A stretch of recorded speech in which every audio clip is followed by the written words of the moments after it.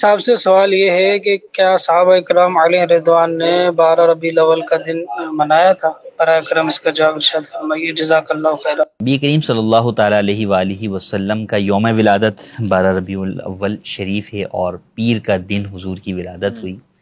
تو نبی کریم صلی اللہ تعالیٰ علیہ وآلہ وسلم کے یوم ولادت کو منانے کے اعتبار سے اگر ہم دیکھیں تو بالکل ہمیں اس کا ذکر جو ہے وہ ملتا ہے مختلف انداز سے۔ خود نبی کریم صلی اللہ تعالیٰ علیہ وآلہ وسلم نے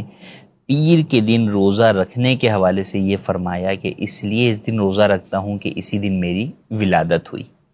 تو اس سے یہ پتہ چلا گویا کہ نبی کریم صلی اللہ تعالیٰ علیہ وآلہ وسلم بھی اپنی ولادت کی وجہ سے اس دن جو ہے وہ روزہ رکھا کرتے تھے۔ صحابہ کرام علیہم الرضوان کی سیرت سے بھی ہمیں نبی کریم صلی اللہ تعالیٰ علیہ وآلہ وسلم کی سیرت اور آپ کے اوصاف و کمالات کے حوالے سے مختلف جو ہے وہ چیزیں ملتی ہیں کہ مسجد نبوی شریف کے اندر حلقے ہوتے اور صحابہ جو ہے وہ حضور کے اوصاف و کمالات اور فضائل جو ہے وہ بیان کرتے۔ تو در حقیقت میلاد النبی منانا آپ علیہ الصلاۃ والسلام کے اوصاف و کمالات کو بیان کرنا، فضائل کو بیان کرنا، آپ کی سیرت کو جو ہے وہ بیان کرنا ہے اور آپ کی آمد پر خوشی منانا ہے کہ آپ اللہ پاک کی ایک نعمت ہیں اور اللہ پاک نے اپنی نعمتوں پر خوشی کا اظہار کرنے کا قرآن کریم کے اندر جو ہے وہ حکم دیا ہے۔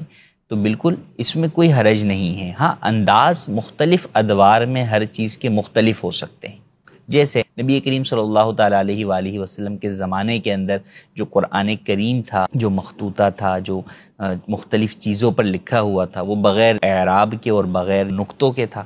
کہ وہ اہل عرب جو ہے وہ بغیر نقطوں کے پڑھنا جانتے تھے، بغیر اعراب کے پڑھنا جانتے تھے۔ لیکن آج ہم وہ قرآن کریم پڑھ ہی نہیں سکتے، تو ہمارے پاس جو آج قرآن کریم ہے وہ ان تمام چیزوں کے ساتھ ہے کہ اعراب بھی ہیں، نقطے بھی ہیں، اور یہ جو اعراب اور نقطے ہیں یہ چاروں خلفاء کے دور میں نہیں ہوئے۔ اب کوئی یہ کہے کہ جناب جو قرآن انہوں نے نہیں پڑھا وہ قرآن ہم کیوں پڑھ رہے ہیں، تو سر آپ وہ والا قرآن پڑھ ہی نہیں سکتے۔ پھر قرآن تو وہی ہے لیکن آپ نہیں پڑھ سکیں گے اس کو دیکھ کر، وہ جس خط کتابت کے اندر یا جس رسم کے اندر وہ لکھا ہوا ہوگا۔ تو لہٰذا بنیاد یہ نہیں ہے کہ جناب جو کام صحابہ نے نہیں کیا یا جس انداز میں نہیں کیا وہ کام جو ہے وہ ناجائز ہو جائے، کیونکہ اگر یہ دلیل بنائی جائے گی کسی بھی چیز کے حلال یا حرام ہونے کے لیے، جائز یا ناجائز ہونے کے لیے، تو فی زمانہ بہت ساری چیزیں جو ہے وہ ہمارے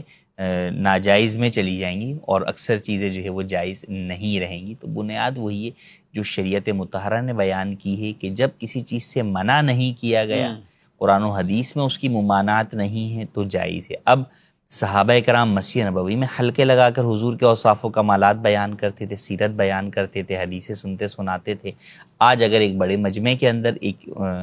خطیب صاحب ہیں، امام صاحب ہیں، وہ بیان کر رہے ہیں، لوگ ان کے سامنے موجود ہو کر وہ چیز سن رہے ہیں، یا صحابہ عربی میں نعتیں پڑھتے تھے حضور کی تعریف و توصیف کی، ہم اردو کے اندر پڑھ رہے ہیں، کوئی فارسی میں پڑھ رہا ہے، کوئی اپنی زبان میں پڑھ رہا ہے، تو مقصد کیا ہے کہ حضور کی تعریف و توصیف بیان کرنا۔ اب وہ چاہے کسی بھی زبان میں ہو، اس کا انداز جو ہے وہ کچھ بھی ہو، جائز طریقہ کار میں رہتے ہوئے۔ ہاں، جو ناجائز ہے